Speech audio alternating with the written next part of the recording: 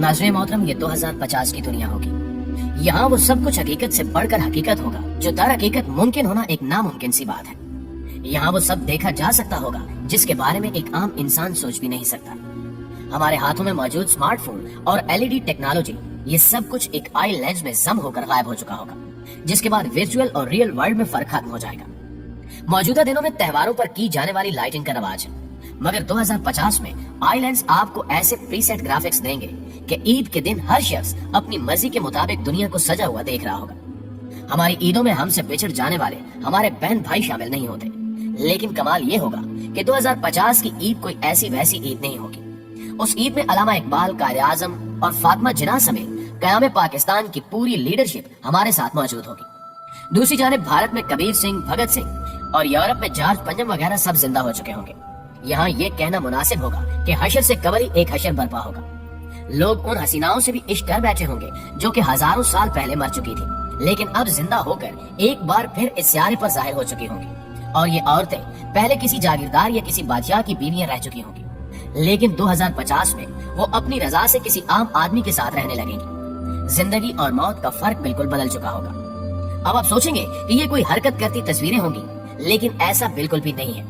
ये बाकायदा पूरी शख्सियात होंगी जिनसे आप न सिर्फ बात कर सकेंगे बल्कि तालीम की इन गुत्थियों को सुलझा भी सकेंगे जो आज तक नहीं सुलझ सकी।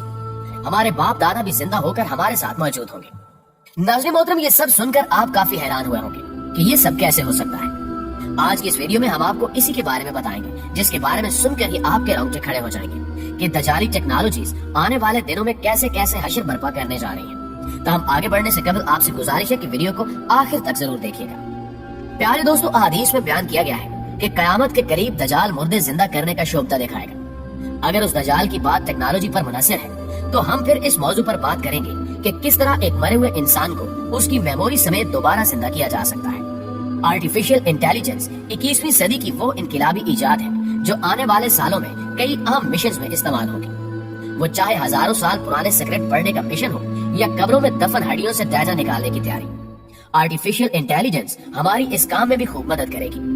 हम नहीं जानते कि डॉक्टर अल्लामा इकबाल किस तरह मुस्कुराते थे या भगत सिंह की मुस्कुराहट किस कदर दिलकश थी, लेकिन आर्टिफिशियल इंटेलिजेंस तमाम पुरानी तस्वीरों में जैसे जान डाल देगी। हम तारीख के उन भूले बिसरे किरदारों को भी अब पलक झपकते ही देख सकेंगे। आर्टिफिशियल इंटेलिजेंस टेक्नोलॉजी का ये कारनामा शायद अभी कुछ छोटा है, इसका असल कारनामा कुछ और है।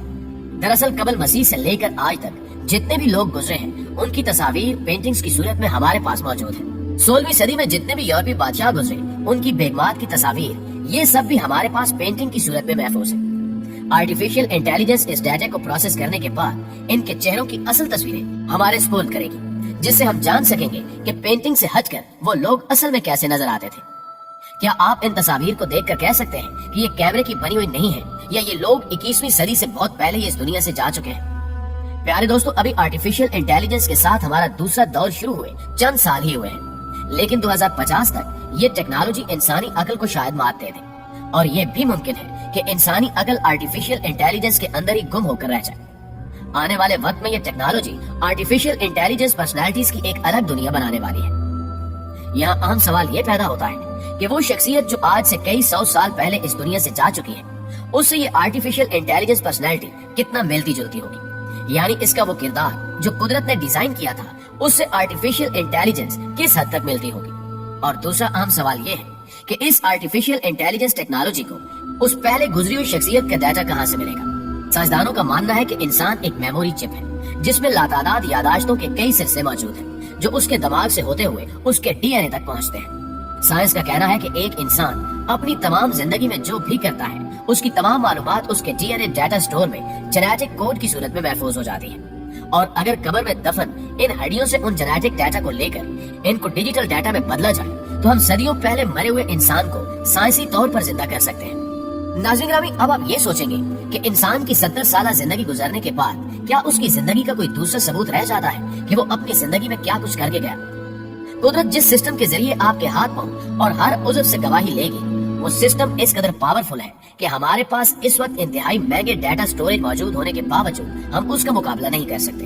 कुदरत ने जिस इंसानी डीएनए में इंसान का पूरा डाटा रखा हुआ है, ये इंसान के बनाए हुए डाटा स्टोरेज से 300 गुना ज्यादा पायदार और 1000 गुना ज्यादा पेचीदा है। जिसमें मौजूद डाटा को परवाह नहीं कि वो सदियों मिट्टी में दफन रहे या किसी और जगह पर। ये सारी मालूमात हड्डियों में मौजूद डीएनए के पेचीदा निजाम में मौजूद होती हैं, जिसको आज का इंसान भी डिकोड नहीं कर पाया। दरअसल इंसान डीएनए की बुनियादी मालूमात को अभी ठीक तरह से समझ ही नहीं पाया, जबकि खालिक़ कुल रोज़े क़यामत हमारी जिंदगी की फिल्म इसी तरह हमारे अंदर से निकालेगा कि जैसा सब कुछ हकीकत में रूनुमा हो रहा हो। डीएनए में स्टोर होने वाली फिल्म इंसान के दायरे इख्तियार में नहीं है, क्योंकि जेनेटिक कोडिंग डिजिटल कोडिंग से 1000 गुना ज्यादा मुख्तलिफ होती है।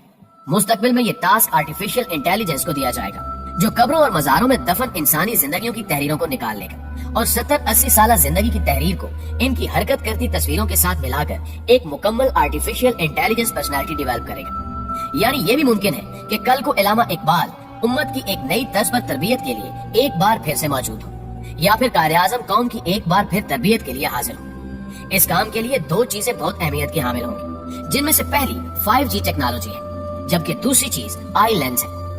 ये आई लेंस इसलिए जरूरी है ताकि आर्टिफिशियल इंटेलिजेंस पर्सनालिटी को आप कहीं पर भी इस्तेमाल करने की सलाहियत हासिल कर सके। नाज़रीन मोहतरम, आपको ये बताना भी जरूरी है कि इसके लिए आपको किसी प्रोजेक्टर या 7D होलोग्रामिक प्रोजेक्टर की जरूरत नहीं होगी। लेंस के जरिए मुतलका प्रोफाइल पर क्लिक करते ही आपके दादा नाना या कोई भी जो इस दुनिया से जा चुका है आपके सामने हाजिर हो जाएंगे। दूसरी जानिब 5G टेक्नोलॉजी इसलिए जरूरी है क्योंकि ये पर्सनैलिटी वर्चुअल होगी और इसका कहीं दूर एक मेन सर्वर मौजूद होगा, जिस पर प्रोसेसिंग करके ये पर्सनैलिटी आपके पास पहुंचेगी, जिसके लिए आपको एक तेज तरीन 5G इंटरनेट की जरूरत महसूस हो सकती है।